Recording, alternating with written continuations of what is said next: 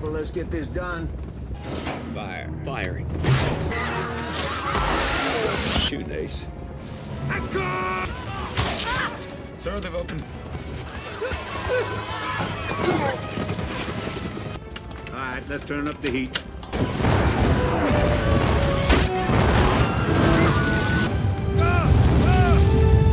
And that's how you scatter the roaches.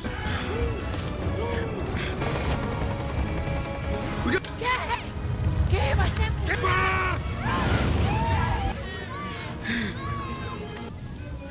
Help us. Good.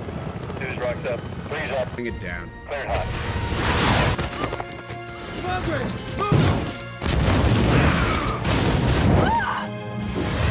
What the hell are you doing? I didn't.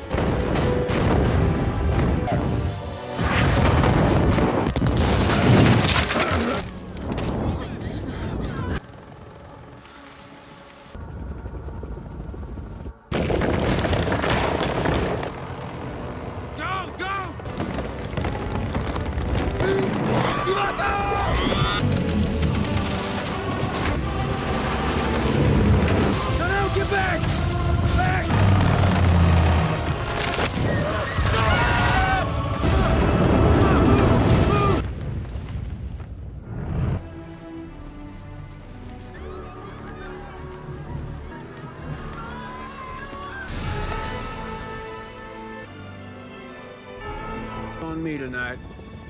This book.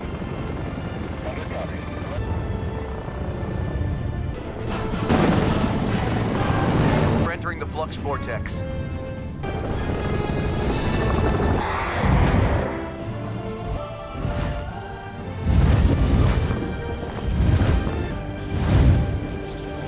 I want this mission high and tight. I want to.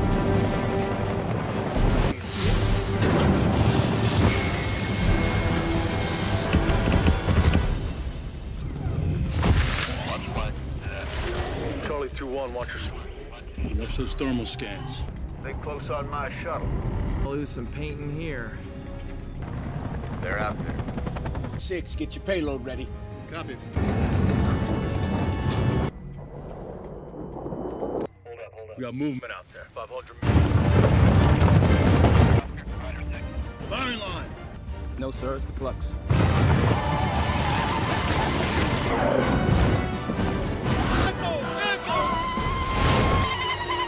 Brother, I'm gonna punch a hole.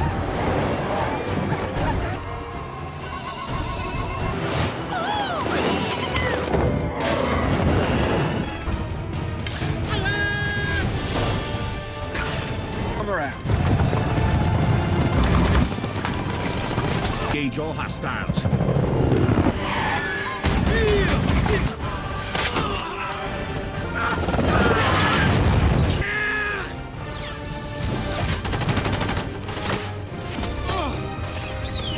And destroy.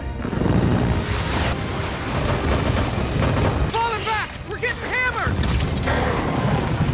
That's him.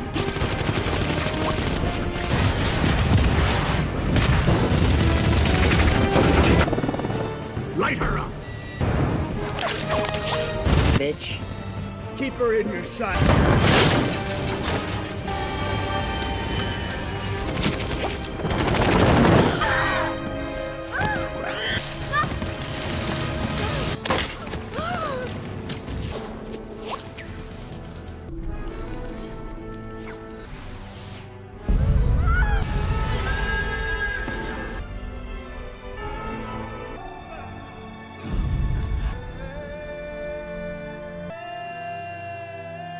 Going in.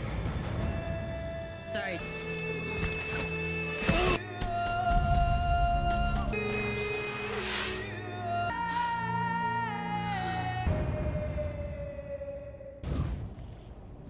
Rogue One. Copy, Dragon. We are starting our bomb run. Our number one!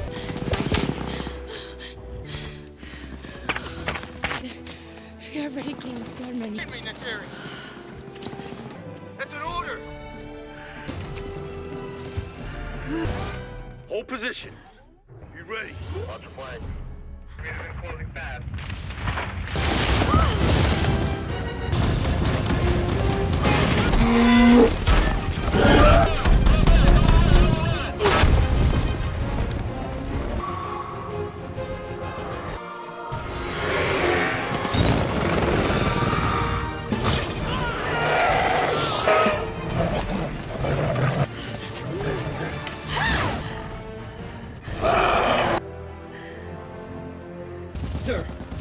Pilots are down or... Press the target. Copy.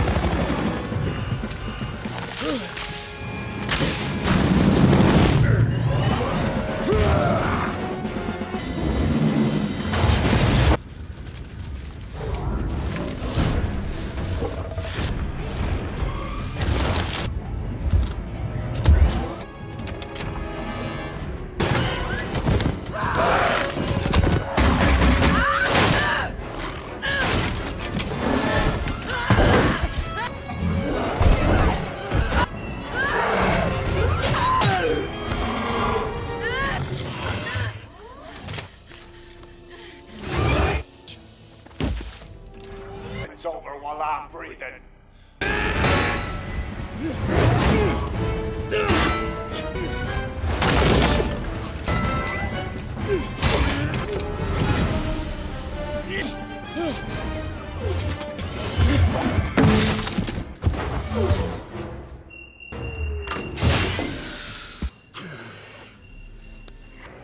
How's it feel to betray your... You think you're one of them?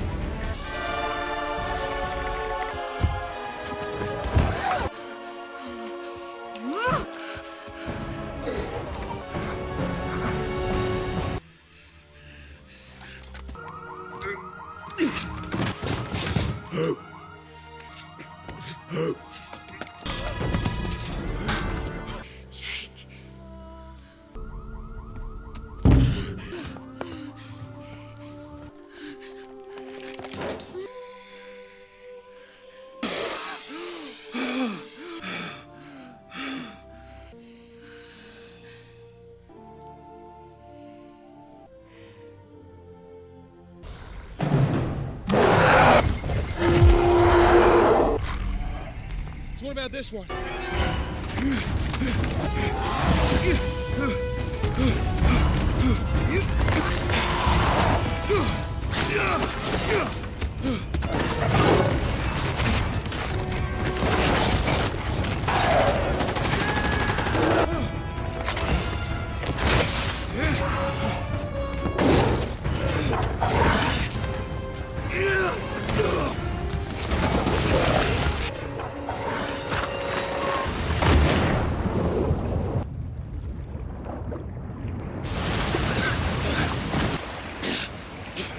Welcome to DP Action Channel. Please subscribe and press the bell icon. The story in the distant future, when his brother is killed in a robbery, paraplegic Marine Jake Sully Sam Worthington decides to take his place in a mission on the distant world of Pandora. There he learns of greedy corporate figurehead Parker Selfridge's Giovanni Ripisi intentions of driving off the native humanoid Navi in order to mine for the precious material scattered throughout their rich woodland. In exchange for the spinal surgery that will fix his legs, Jake gathers knowledge of the indigenous Navi race and their culture for the cooperating military unit spearheaded by gung-ho Colonel Miles Quaritch Stephen Lang, while simultaneously attempting to infiltrate the Navi people with the use of an avatar identity, with the help of hopeful scientist Dr. Grace Augustine Sigourney Weaver. While Jake begins to bond with the native tribe and quickly falls in love with the beautiful alien Nadieri Zoe Saldana, the restless Colonel moves forward with his ruthless extermination tactics, forcing the soldier to take a stand and fight back in an epic battle for the fate of Pandora. My thoughts: it's been a while since I did a cinematic flashback review for my blog, and, with the upcoming release of 2022 *S Avatar, The Way of Water that is soon to be released, I decided to revisit the mega blockbuster feature from 2009 and give my personal flashback thoughts on what the film. Of course, I remember when this movie was released back then and how everyone was talking about it. It was being heavily promoted everywhere, with the film's marketing being presented in all media outlets for several months. Thus, the movie was clearly being touted as a big blockbuster film to close out the 2009 year, which got a lot of attention for it as well as the hype up the movie altogether. Thus, with such build up to it, maybe began to doubt the sci-fi project, including myself. Still, I was very much eager to see it and did see it a day or two after it was released in theaters on December 18, 2009. Well, I can definitely say that I loved it when I first saw it and saw it multiple times during its theatrical run-through. It was definitely mind-blowing in its visual, and its endearing legacy throughout the year has indeed been noteworthy. So, let's dive into what I thought about Avatar. Director James Cameron helmed this particular ambitious project and had the idea for the feature for quite some time, dating all the way back almost a decade prior to Avatar being released in 2009. Such a passion project for the director in allowing cinematic technology to play catch-up with his vision for the film. The result is something that really does work, with Cameron immersing viewers into a very vivid and well-thought-out endeavor that is filled with blazing action, dazzling imagery, and a feature film that you simply get lost into. Interestingly, the movie is not completely vamped as a blockbuster, with a barrage of action and spectacle, yet both are clearly represented heavily in this movie. There's a lot to unpack in this movie, there's no doubt about that, but Cameron does some terrific world building and make the alien world of Pandora feel authentic and the native race of the Na'vi. There's also strong thematic representation of powerful messages, including colonialism and nature, which are clearly drawn out in the feature's plot. This also includes in the film's action, with human sky people fighting against the Na'vi and the nature of Pandora, which makes for several rousing climatic points throughout the feature. The action is also pretty good, with very large-scale moments of fighting and intense sequences of pitting good guys versus bad guys. It all definitely works, with Cameron detailing and staging such events in a coordinated move that makes Avatar come together as a whole. For its visual representation, Avatar is mind-blowing. Even if one holds it by today's standards of blockbuster cinematics, the movie still holds up against the lineup of today's releases, which is kind of really good thing. While the story may be lacking in a few areas, the visual definitely elevate those moments, with Cameron envisioned such a vibrant world within the Pandora. The movie captures an alien world that feels alive with all the alien-like flora and fauna as well as the various creatures that dwell therein. It's dazzling feast for the eyes to see and helps captures the overall cinematic experience with such incredible detail of wizardry. Even smaller, quieter moments are beautifully rendered with such color and vibrancy that it really makes the background layout in the movie speaks for itself as a character itself. Thus, I can't stress enough how mind-blowing amazing the visual were back then for the feature, and, while visual effect technology has expanded more in depth since 2009, there is no doubting that Avatar definitely played a role in the industry's standards for VFX flourishes in many high-quality blockbuster endeavors. Even the cinematography work for which was done by Mauro Fiore, looks amazing to look and helps build upon this visual cinematics with dramatic flair. Lastly, the film's score by James Horner is top-notch and creates terrific and harmonic soundtrack composition for Avatar, with some beautiful and sweeping orchestral pieces that truly define the picture. Of course, the movie isn't without its flaws, and, while there are a lot of positives that make the feature quite the enjoyable spectacle, there are some minor points of criticisms that I had with the film. First off, the movie is way too long. I do like a good long movie, especially one has plenty of blockbuster visual action and imagery, yet Avatar runs quite longer than it should be, clocking in at around 162 minutes, 2 hours and 42 minutes in length. I personally that the movie could have easily shaved off 10 or maybe even 15 minutes. Several scenes here and there could have been cut and still come away with the same type of impactful storytelling and visual presentation left intact. This also plays a part in the overall narrative structure of the movie, with the commonplace ideas of both Ferngully, The Last Rainforest and Dance with Wolves being heavily echoed a bit too much, as well as the typical white savior archetype. Of course, those are present in the movie and could have been handled in a better way, with more attention to detail to the feature's narrative, which ends up being the sum of the weaker elements in Avatar. In conjunction with that notion, the movie does have a few moments where the dialogue is rather wooden and slasher clunky. It's not a deal-breaker for me, but there are noticeable throughout the movie. The cast in Avatar was solid across the board, and, while the dialogue moments can be quite broad as well as the character themselves, the acting talent involved on this sci-fi project truly did shine and make their respective roles memorable from start to finish. Leading the charge in the movie are the movie's two main protagonists' characters in Jake Sully and Neytiri, who are played by actress Sam Worthington and actress Zoe Saldana. While both talents have had experience acting, both Worthington and Saldana made their mark on the blockbuster screening earlier in 2009, with the former appearing in the lead role in Terminator, Salvation, and the latter appearing in alternative reboot Star Trek franchise.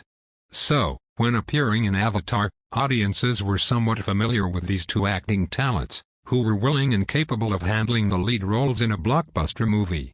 Each one sells their respective characters in the feature, with Worthington perfectly capturing the likable yet sometimes jaded military jihad man, who is conflicted about doing what is easy and what is right, while Saldana beautifully showcases the various facades that Neytiri has, who cares about her people, a fierce warrior, and doesn't completely trust Jake, yet lets her guard down as the story progresses.